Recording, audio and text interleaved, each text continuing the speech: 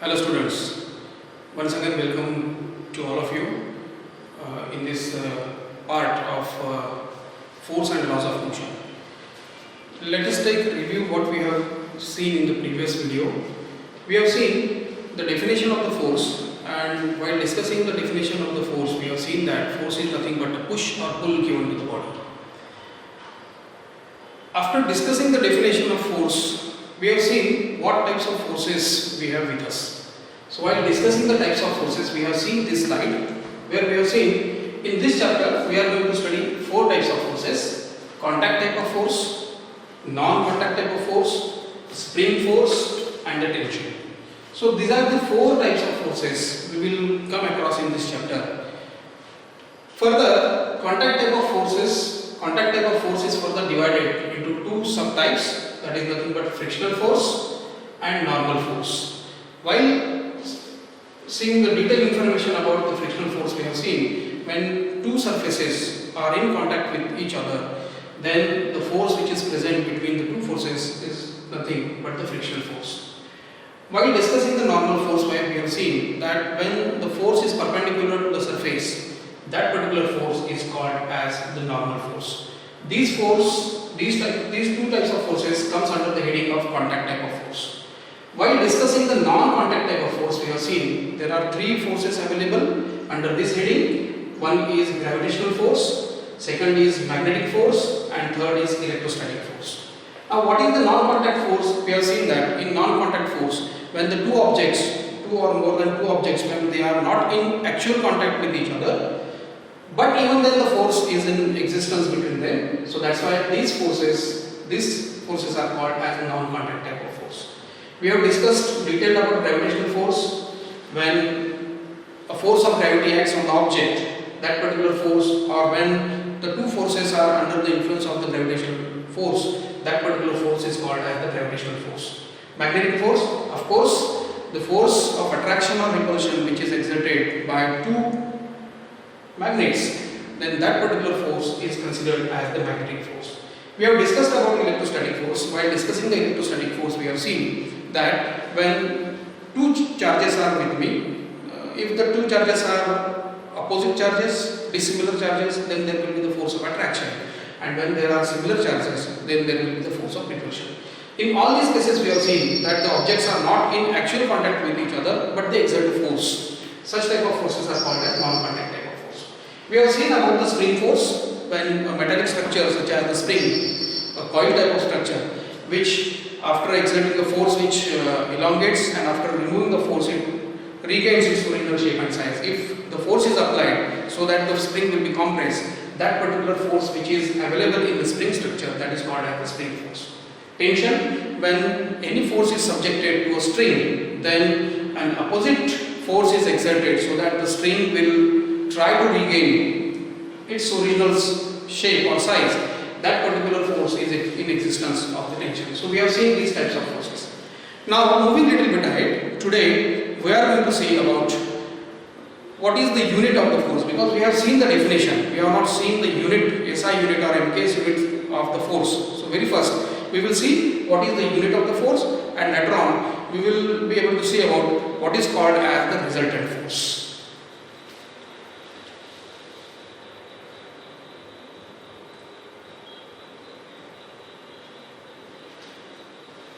Now while discussing about the unit of the force, let us take an example.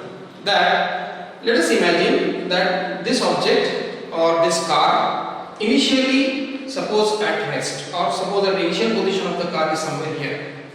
Now if I apply the force in this direction, you are seeing that the force is applied to this car with the help of the engine, with the help of the motor over there. So the force is applied on this car, the car will start moving in this direction. So initial position of the car is, let us imagine this one, the final position of the car is nothing but this one. The initial velocity associated with the car, let us imagine it is u. The final velocity associated at this particular moment, at this particular position of the car is nothing but v. So some time is required to move this car from this point to this point. That means the car is moving, the object is moving from this point to this point, having two velocities, and some time is required to move this car from this point to this point. That means if I take this change in velocity with respect to time, that gives me the acceleration. Now let us imagine m be the mass of this object, m be the mass of this car. So combinedly, this mass and acceleration, the product of mass and acceleration will give me the force. The product of this object, the product of the car and the acceleration with which the car is moving now, the product of these two quantities is always equals to the force applied. Now this force either will be in terms of pushing the object, either in terms of the pulling of the object, or maybe this force in this case it is given by the motorized action, which is given by the action of the motor or the engine which is there in this car. So this force is always equal to mass into acceleration. Now how we can find out the unit or MKS unit system or SI unit system of the force? Let us see that. Now I know that mass in SI unit system, in MKS system, it is represented by kg, and acceleration, we have seen in the previous chapter, the unit which is used for the acceleration is nothing but meter per second square. So the unit for the force in this particular formula we can deduce kg meter per second square. So combinedly we can call the unit of this force is nothing but kg meter per second square.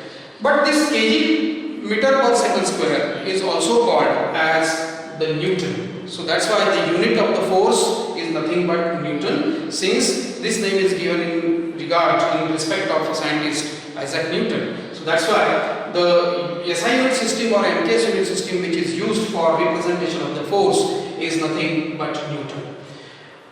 In series system, same kg meter per second square can be stated as gram centimeter per second square. So either it will be represented in terms of MKS unit system or in CGS unit system. It will be represented as, in MKS unit system it is represented kg meter per second square, and in CGS system it is represented by gram centimeter per second square.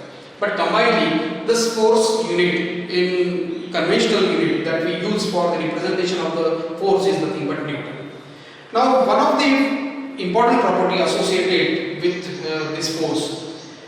Now if the more force is given to the body, there will be more acceleration will be associated with the body. So that's why it is represented over here that this object is exerted a force. Now this force is increased, obviously the acceleration will also be increased. So this force is dependent upon the mass as well as acceleration of the body. So I can write force is equals to mass into acceleration. The unit for force MKS unit system is nothing but kg meter per second square. It can also be called as the Newton.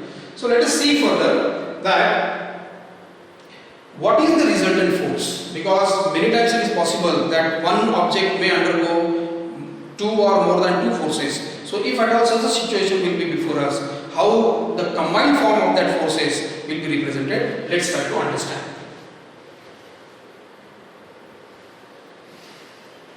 Before going to actually what is the resultant force, we will define what is the definition of 1 Newton force. When we say that a force is 1 Newton, what exactly it means, let us try to understand with the help of this particular representation. Let us imagine that I have a block. The mass of the block is nothing but 1 kg. Okay. Now what happens when I apply some force? That force produces an acceleration in this object. Previously, let us imagine the object is situated over here. By application of the force, the object moves up to this point. By moving this object from initial position to the final position, let us imagine that force produces an acceleration. That acceleration is 1 meter per second square.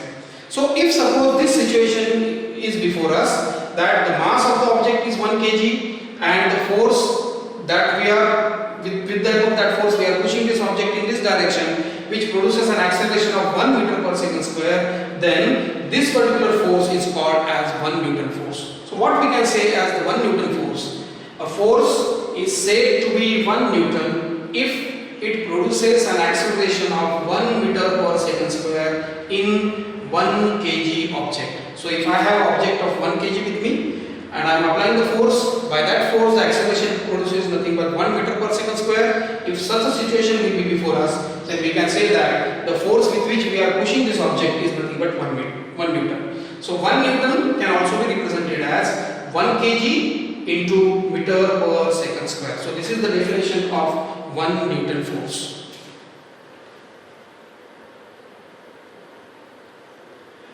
Now let us see what is called as the resultant force, because many times the situation will be before us that instead of one force we require more than one force, where the two forces, three forces are applied on the object. So when such situation will be there, then this concept arises, that is nothing but the resultant force. Let us see what is called as the resultant force. Let us imagine that this is a heavy object or a box is there. Now if suppose this box can be pushed with the help of two persons. Here I have shown that the two persons are trying to push this particular object. Now the combined effect of the force which is applied by individual person over here. Let's imagine that one person applies some force. Let's imagine it is F1. The second person applies the force, that is nothing but F2. If I combine these forces, then those combined forces will be sufficient enough to push this particular object. That means here this force is the combination of the individual forces which is applied by the individual persons over here.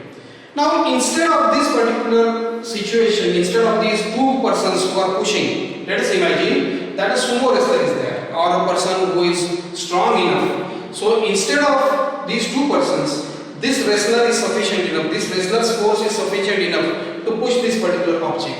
Now what happened over here? Instead of these two forces, the effect which is produced by combination of these two forces will be same effect will be produced by this particular wrestler. Let's imagine this is a sumo wrestler. So when the same effect is being produced with a single force, that particular single force is called as the resultant force. Here two forces are required, but the same effect is being produced by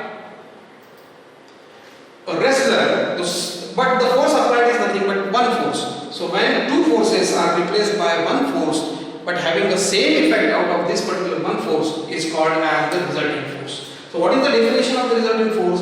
Resultant force is a single force. Now please remember, this is a single force. These are not the two forces. Here the two forces are there, but we have replaced these two forces with the help of one force, that is nothing but the wrestler. So here also the resultant force is a single force acting on a body which produces the same effect on the object as produced by all the forces taken together. We have taken together these concepts over here, these forces over here. So these two forces are replaced by these one forces. So this particular one force which is replaced by the two forces is nothing but which is called as the resultant force.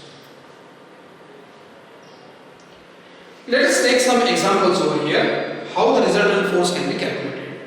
Now if suppose this bear is there, let's imagine that this animal. Now in this direction somebody is pushing, somebody is pulling this animal, this bear. So the force which is applied in pulling this object is nothing but 60 Newton. But on the contrary, other person is pulling this bear on this direction. Let's imagine this force is nothing but 100 Newton. But as the force is the vector quantity, it is necessary for us to consider the direction. So what is the combined effect of this 60 Newton and 100 Newton which is opposite to each other? Now since this 100 Newton force is dominating on this 60 Newton force, so 100 minus 60, that is 40 Newton, is nothing but the resultant force. So obviously the direction of this particular resultant force will be in this way, because 100 Newton is the maximum force in between these two forces. So obviously the resultant force have the direction where the maximum force is applied. So this is also an important factor over here, that the resultant force of these two forces is 40 Newton to the right. So this right indicates this direction towards right, which indicates that the force is nothing but a vector quantity. Let us take a similar example over here, that if suppose this object is there and the two forces are applied on the opposite direction. So if suppose on left hand side, towards the left hand side, 1200 Newtons are applied in this direction, and on right hand side the object is undergoing 1600 Newton. So obviously 1600 Newton is greater than 1200 Newton. So direction of the resultant force will be towards the right hand side. So 1600 minus 1200 will give me 400 Newton. But what will be the direction? This direction will be towards right, because always the resultant force has a direction towards the maximum force which is applied in the particular direction. That will be the direction of the resultant force. So here the resultant force is nothing but 400 Newton, but but the direction of the resultant force is nothing but towards right. So that's why the direction will be towards right. Obviously the object will start moving in this direction. Let us take this example over here. Suppose this man is standing at this position and his two friends are trying to pull. One friend is trying to pull this in this direction, his friend is trying to pull him in this direction. But this particular force which is applied by this friend is nothing but 10 Newton, and this particular force which is applied by this friend is nothing but 6 Newton. So obviously 10 Newton minus 6 Newton is nothing but 4 Newton. Now what will be the direction? The direction is nothing but obviously towards this side. So this is nothing but what is called as the resultant force. Now for today's video lecture, this is the presentation. For tomorrow or the next lecture, we will try to see about what is called as the balanced and unbalanced force. Thank you.